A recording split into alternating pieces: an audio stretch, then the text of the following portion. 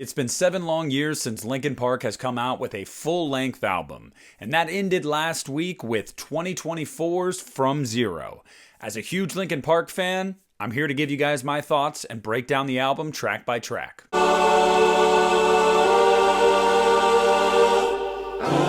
Hey, what's up everybody? Nick here, and today I'm going to do something a little bit different. I'm going to talk about music, and specifically Linkin Park, which is my favorite band of all time.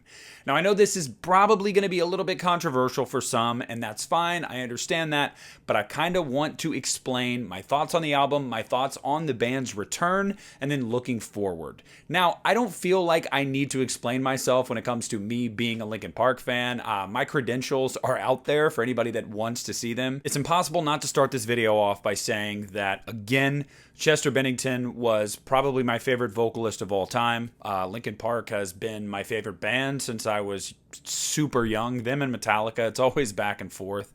And that rocked me. That devastated me, and it devastated the entire community, the entire scene. I mean, Chester was a legend. His voice is legendary. The stuff he could do with his voice, I mean, it's just unmatched. So, naturally, it's really, really hard to imagine how is Linkin Park going to make a return after losing Chester Bennington. And I think if you're like me, most of us thought they're not going to. And we had been resigned to that fact, and we had accepted it because we just felt like the band wouldn't be the same without him. And while they're not, I'm here to say that I'm really glad they're back, and I really welcome the addition of Emily Armstrong, because I think she brings a lot new to the band while also staying true to a lot of the old. It is a perfect balancing act, and if anything, I look at this as a new era of Linkin Park. So breaking down the album, the first track you have is From Zero. That is just the intro. It's about 20 seconds or so long, and it has a nice little bit of banter between Mike and Emily, and it gets you right into the album. It's hard to really include it at all, but it is there. And then we get right into The Emptiness Machine. Now, this was the first song that they released, and I think it was honestly probably the best song they could have released to reintroduce themselves into the world, because the first verse is carried by Mike Shinoda, and then Emily comes in, and she comes in with a very fierce guttural style to her vocals that remind you of Chester but also make you perk up and go, oh, this is different. This definitely sounds like it's a marriage of something off of Meteora to Minutes to Midnight. It definitely feels like that sweet spot for Linkin Park where you have that kind of rising chorus but also that punchy riff. It just really, really works well. Cut the bridge we're on. Then you get into Cut the Bridge, and Cut the Bridge was the track on the album I first listened through that I was not sure about. And I'm happy to say that I like it. I definitely do. It might be my least favorite on the album, but again, and we'll get to my thoughts on the album overall at the end, but I've really warmed up to the song.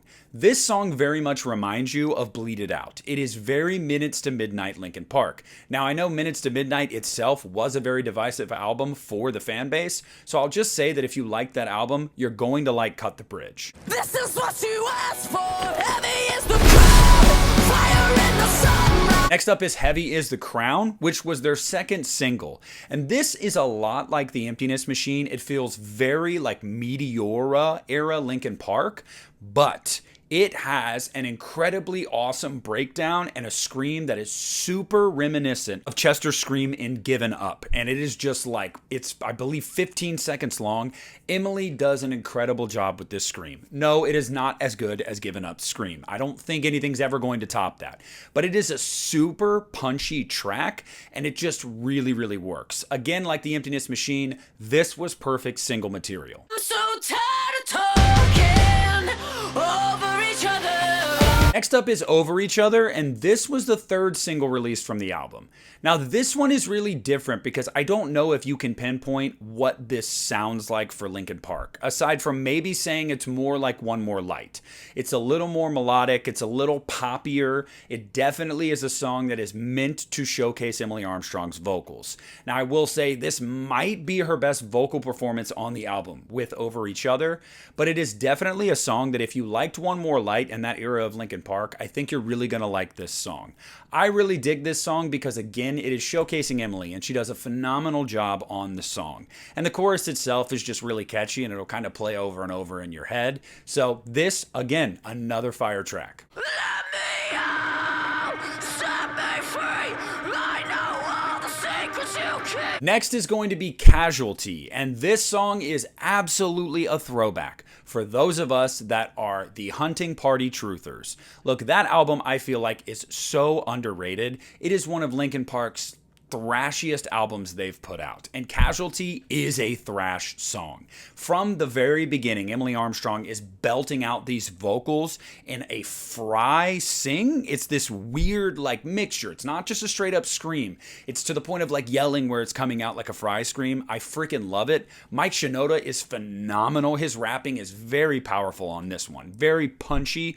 Casualty is one of those brisk, just over 2-minute songs that is from start to finish, go, go, go, and absolutely a throwback to Linkin Park's heavier times. Turning from the white sky to a black hole. Now we come up to track 8, which is easily the most controversial on this album so far, based off of what I've seen online, and that is Overflow. Now, I don't really know what comparative I can find for this song, but I will say I feel like it really sounds something like you had with One More Light, while also mixed with some of Mike Shinoda's solo ventures.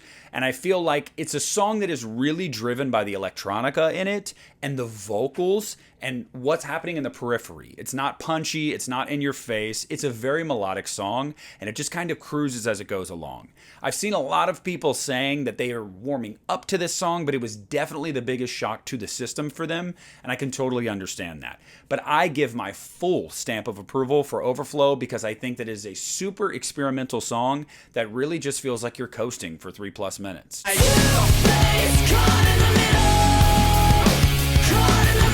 Next up is the final single released from the album right before the album came out, Two-Faced.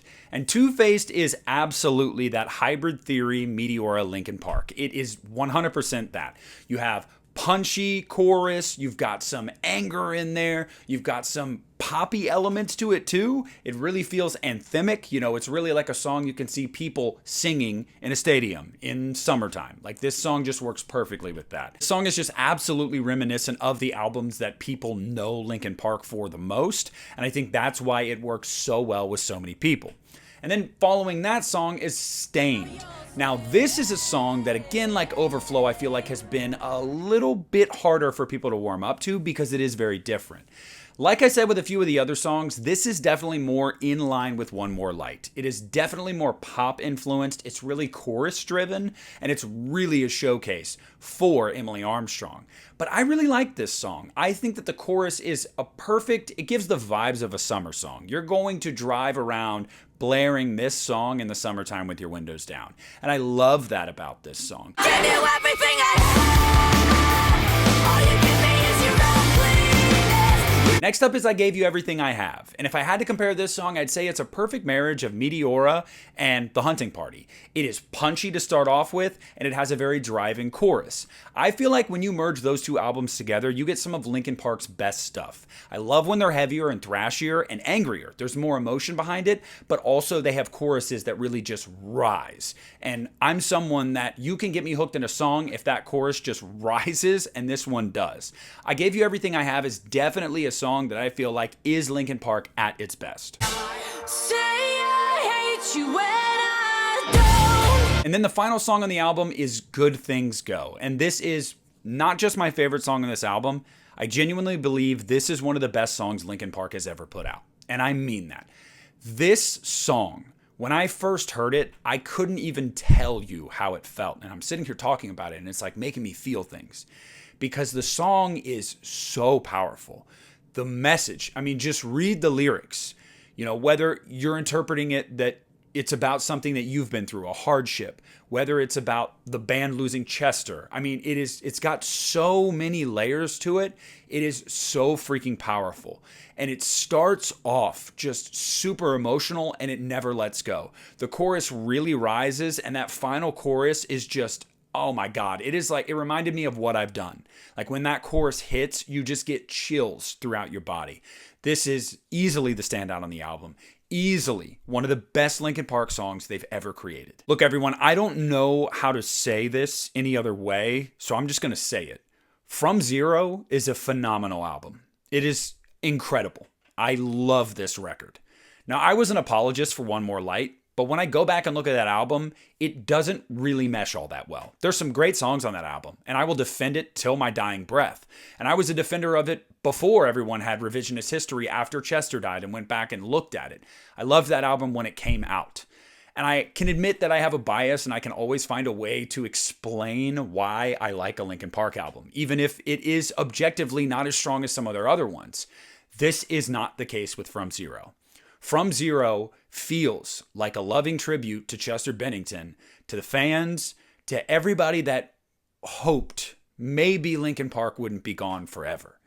And I'm happy to tell you guys that I have listened to this album every single day since it came out.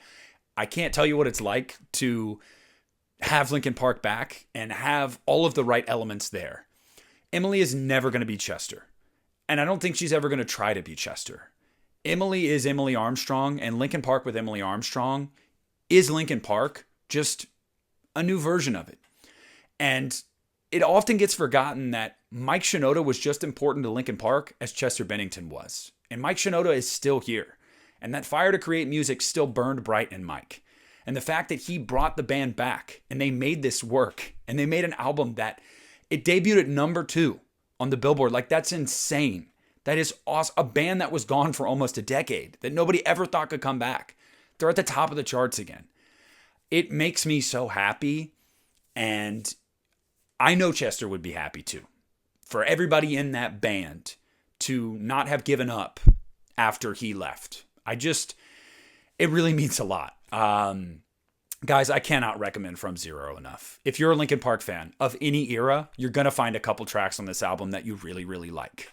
And I don't want to hear in the comment section shit about Emily.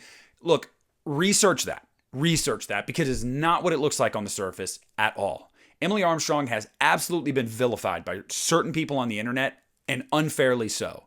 Emily Armstrong, things get assumed about her, but they're not necessarily the way people are portraying them. And I feel like we'd all benefit from doing a little bit of research. And even then, I'm here for the music and the emotion. And it's there. And most importantly, Linkin Park is back. And I love what they put out. So guys, I cannot recommend From Zero enough. You guys need to check it out if you haven't already. I want to hear down below in the comment section what some of your favorite tracks on this album are and why. I also want to hear some of the tracks that maybe didn't work for you and why. Please discuss it down below in the comment section with me. I want to thank you all so much for watching, even though this was a little bit different for me, but I'd love to hear your feedback on it. So leave a like, subscribe to my channel if you haven't already. This is Nick at the Lost River Drive-In, and I'm pulling out.